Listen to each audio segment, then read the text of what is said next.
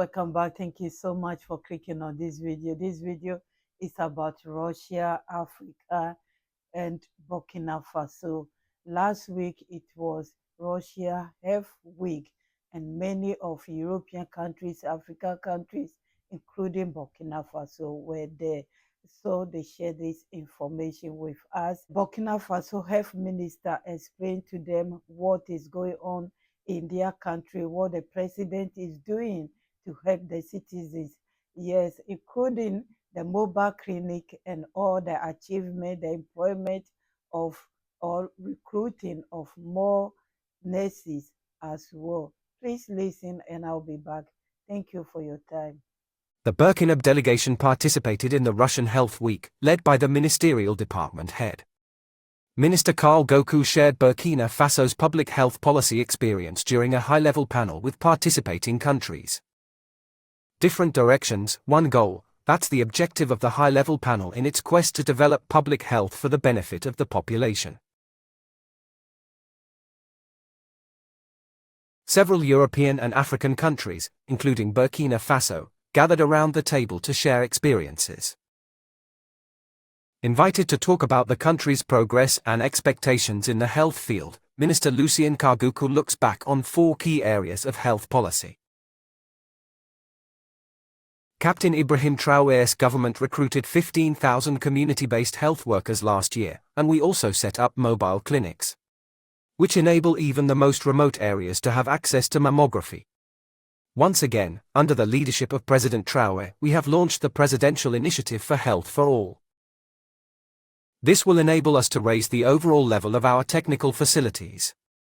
We are in the process of launching universal health insurance, an offer of support proposed by the Russian Minister of Health, advanced technologies such as the use of artificial intelligence, the protection of medical data, high-level equipment for the transport, diagnosis and monitoring of maladies.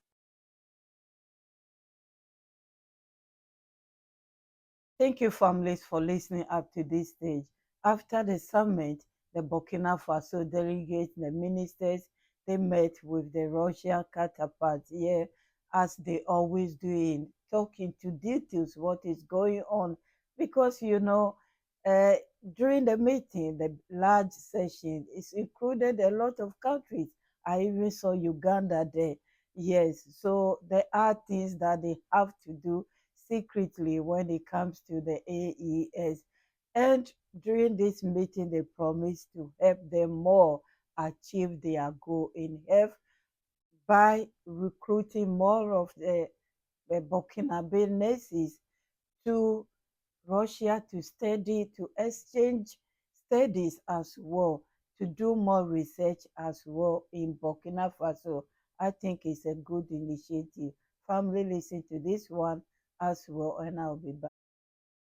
The Minister of Health's stay in Moscow was also marked by a tete-a-tete with his Russian counterpart. Cooperation in the health sector was reviewed with a view to strengthening it. Russia is also committed to supporting Burkina Faso both in training and in improving healthcare provision. We're ready to cooperate. An invitation from the Russian minister, several offers to professionals and systems to improve healthcare provision. In this exchange between the heads of the Russian and Burkina Faso health departments, several options were discussed, including support for professionals, exchanges between specialists, the organization and digitization of the medical aid system, prevention, vaccination and infection control, access to pharmaceutical products and rapid response mobile hospitals. Interested in leading a joint fight against infectious diseases, cardiac blood diseases and cancer diseases? I hope that this meeting will enable our 2 countries to develop in a more perspective way and improve life in our countries. For Burkina Faso, the outstretched hand is greatly appreciated and heralds fruitful prospects for the days ahead. We talked about nuclear medicine. We also talked about the pharmaceutical industry, with the latest generation anti-cancer drugs developed by Russia. We also discussed how to strengthen Burkina's pandemic preparedness and response capacities with laboratories. Latest generation mobiles. We also talked about healthcare financing, and so yes, we have.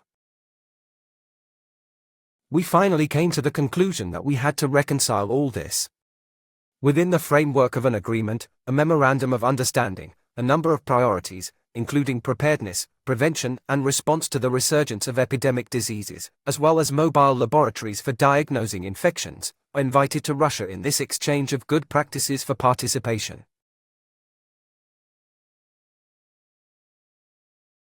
At the next Health Financing Forum in Burkina Faso. And HIV and hepatitis B screening. While we are talking about health, I decided to add another video to this one. It's about the pediatrics in Burkina Faso, how they are organizing to help hepatitis B. Yes, this deadly disease, according to the news, is deleting a lot of people. A lot of thousands has been affected. Please listen to the news yourself, and I'll be back. Thank you for An HIV and hepatitis B screening campaign for children has been underway in Burkina Faso since yesterday. The campaign was organized by the Burkina Pediatric Society to mark World AIDS Day. The campaign kicked off with a press conference. The 6th edition of the free HIV and hepatitis B screening campaign is underway. It is organized by the Burkina Society of Pediatrics and will take place on December the 2nd and 3rd, 2024. For Professor Flakita, this initiative is a prelude to the commemoration of World AIDS Day, celebrated every December 5th. The meeting with journalists was an opportunity to review the prevalence rate of HIV/AIDS in Burkina, worldwide. And the figures speak for themselves. The estimated number of people living with HIV in Burkina Faso at the end of 2023 is 95,000, including 86,000 adults. Among the adults, you have 55,000 women, 31,000 men. We have an estimate for children of 9,500 for the end of 2000, the last spectrum we did, and AIDS-related deaths for the year 2000 alone. In 2023, we estimate 2,600 AIDS-related deaths and 1,000 new infections in 2021. And when you look at these new infections, most of them are young people. The free HIV and hepatitis B screening campaign is coupled with a campaign to quantify the viral load of the children's active file, which will run from December 2nd to 6th. Thank you so much for listening. This is just a quick update I want to share with you. You can tell the title, when it comes to health, there's no barriers. It is one achievement, one goal. There's no politics, even though sometimes there is politics. When it comes to health, most of the time, there's no. We have to work together because can you imagine something happened in China years ago and it has affected the whole world? So yes, it's very important to come together to work this out. Thank you so much. I appreciate your time and support, families. I'll be back.